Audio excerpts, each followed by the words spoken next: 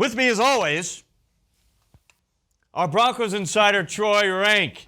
And Troy, this is sort of a strange quirk in the schedule here. It went Chargers, Texans, and now Chargers again. You play them 2 out of the last 3 games. Yeah, you rarely see this in an NFL schedule, but in terms of preparation, in a short week, it does help that you just faced this opponent, so you game plan for them.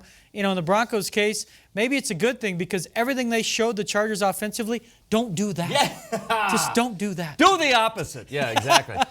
Gary Kubiak said it. He goes, you know what, this will help us out. We played on a Monday night, and then we got to play again on a Sunday. So the short week of preparation, no strangers here. There are no secrets between the Chargers and the Broncos personnel-wise, but the Broncos certainly fixed a lot of things against the Texans. Right now, let's pump the brakes with Brakes Plus.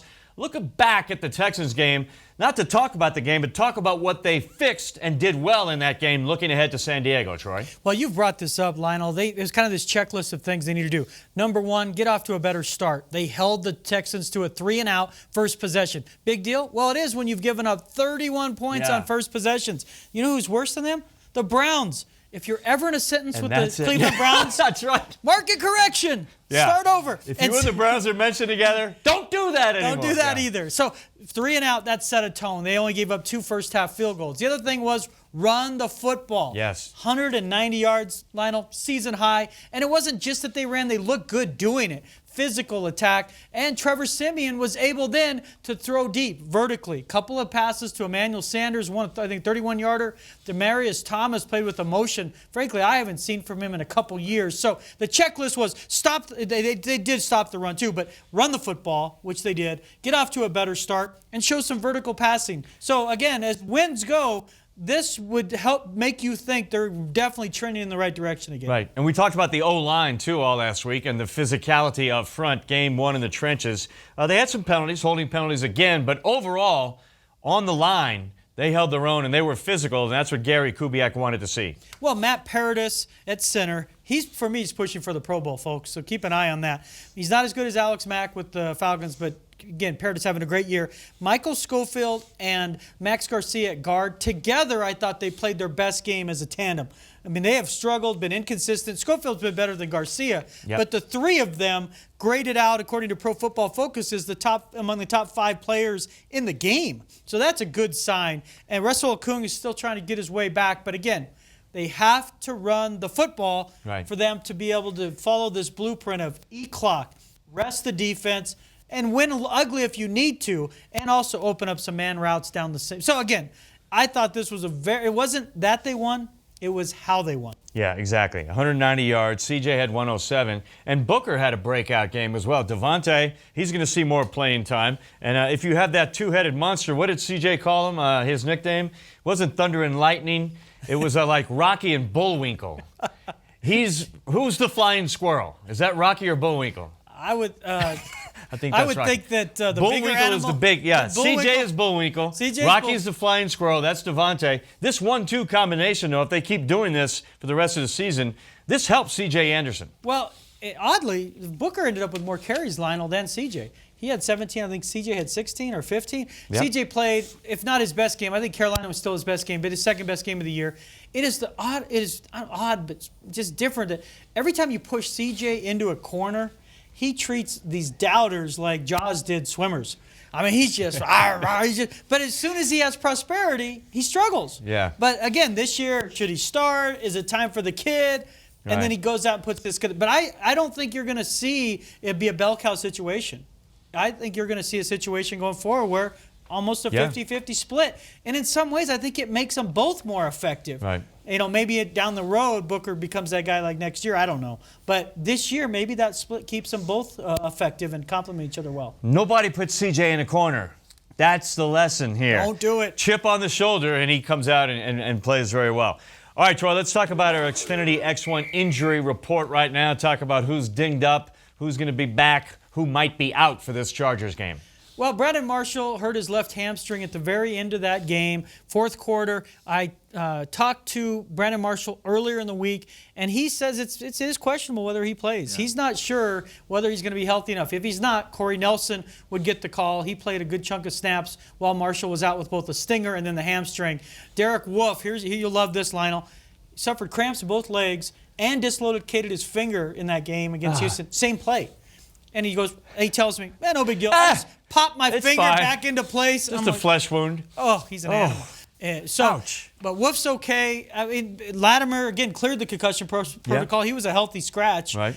So from an injury standpoint, they're in good shape, other than possibly losing Brandon Marshall. Right, and Trevor Siemian came back much healthier. Yeah, much healthier, so he'll be ready to go as well. In that first San Diego game, Troy, that's where Trevor really hurt his shoulder. That's where he wasn't at his best, right? Well, he hurt it the previous game, right, and then couldn't. He didn't look right on that Thursday night game against San Diego. Now, much was made of the fact that a Hail Mary pass and he couldn't throw 46 yards or went about 46 yards. Well, he clearly didn't get his weight behind him, all that stuff, and he was hurt. His shoulder was hurt. He's way better than he was then. Yeah. He's still not going to be 100%. Everyone's like, it's his left shoulder, big deal. Well, mechanically, if you're trying to fly open and when you do, you feel something popping or like it's going to fall off, that's an issue. He looked better. And Gary Kubiak indicated on Monday the fact that Trevor was the reason they ran the ball well. Based on his pre-snap reads, they're giving him more chunks of responsibility, Lionel. Right. Where he can go to the line and have kind of yes or no. Either run the play or don't, and not, huge breath like Peyton Manning. But the fact that he is growing and getting him in the right place, again, that's a good sign for a team that has to run the ball, and they need their quarterback to switch things up at times, inaudibles. Yeah, well, it's amazing how things change in such a short period of time. The first game against the Chargers, which is just 2 games ago, Trevor threw the ball 50 times, right? Yeah. 230 yards. They only ran the ball for 84 yards. And now the last game against the Texans, they run the ball for 190. Trevor throws it only 25 times, half of what he did against the Chargers, and they blow out the Texans.